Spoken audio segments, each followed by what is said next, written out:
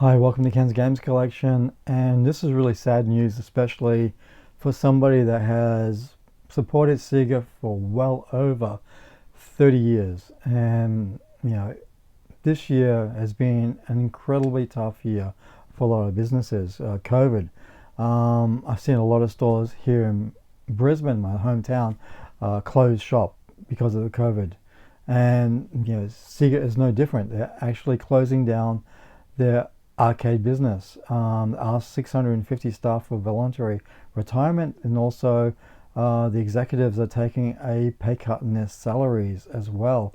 The estimate by the end of financial year was around about $10 billion in losses. That's just $97 million in losses for the financial year ending in March 2021, which is that's massive. That I don't even know how Sega can go on. To be honest with you, with those sort of losses, they're going to pay out their staff rather good one from what I've read, but it does ask the question: where does Sega go from here? I get it; it's the arcade business, which is totally different from what they're doing in house. We're developing games, but to me, I've said this so many times before. I think we're at the stage now where Sega really needs to look seriously at themselves and thinking, okay, we need to let somebody else take over this company. Would it be Nintendo? Would it be Sony?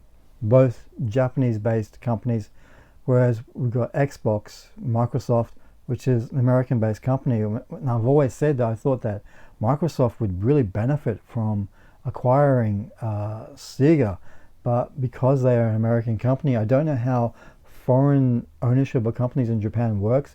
I don't know if it's a difficult thing to achieve over there, but if it is, then I think that either Nintendo or Sony would be at a really good opportunity to purchase a company that has been around for over 60 years. And this is another thing. This is the 60th anniversary of Sega. And what a way to celebrate 60 years by doing this. But it's COVID. We 12 months ago, we never thought anything like this would happen. A pandemic in this modern age, it was furthest from anybody's mind.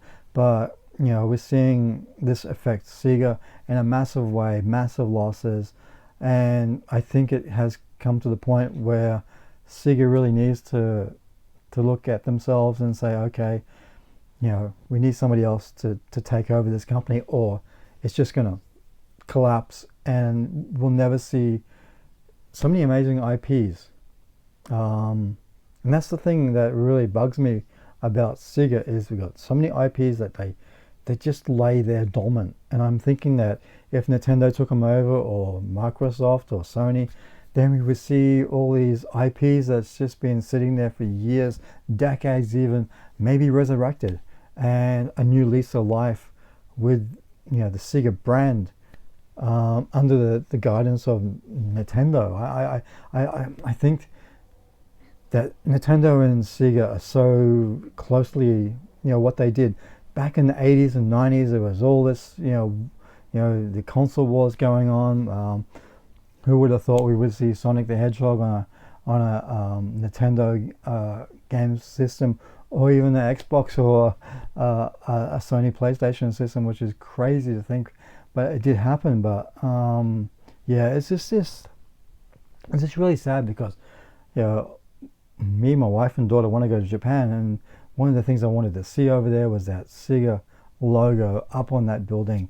And I don't know if they're even going to have that still up there. Maybe they will. I think it may be on those buildings, but it's just really sad news to see this happening. I'm just going through looking at different things about all this sort of stuff that's going on. They're looking at even more losses next year as well, which is not a good thing. I can't see them recovering. I really can't. And I think it's time for Microsoft. I've always said that as well. Microsoft would benefit from having Sega in their brand. We just have to wait and see what happens next. But yeah, there is rumbling out there going on at the moment that people are saying, oh yeah, Microsoft should buy them or Nintendo should buy them. That's the two options that I really think that could happen. Who knows? Sony could throw a curveball and buy them out. I don't know, but it's just sad to see this happening, and it's just the way the world is at the moment. I'd rather see them getting taken over by another company than just crumbling completely, and that's it. We'll never see another Sonic game, or whatever else they do, Yakuza, all that sort of stuff.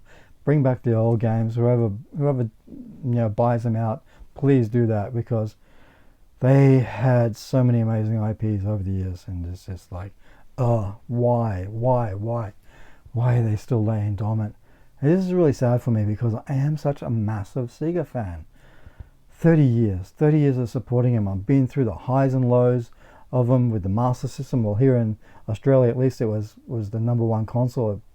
It beat Nintendo, the NES. I seen the Mega Drive, then I seen the demise of the Saturn, but then I saw the amazing Dreamcast, which was an incredible system but failed miserably. It's just heartbreaking. It really is heartbreaking for somebody like myself. But yet, after all these years, I still believe in Sega. I still love the games they do. I think they should just lay off the Hedgehog games a bit, focus on other IPs, and please do that. So yeah, I'll be watching this with interest, and I may update again. I went into this video, I didn't know what to say. I just looked at some of these articles, and just looking at more of it, just more depressing. It really is, because that's how I feel about Sega. To me, without the Master System, I wouldn't be here today. I wouldn't be on YouTube. That was the console that got me into gaming. And that's why it means so much to me. Until next time, guys, bye.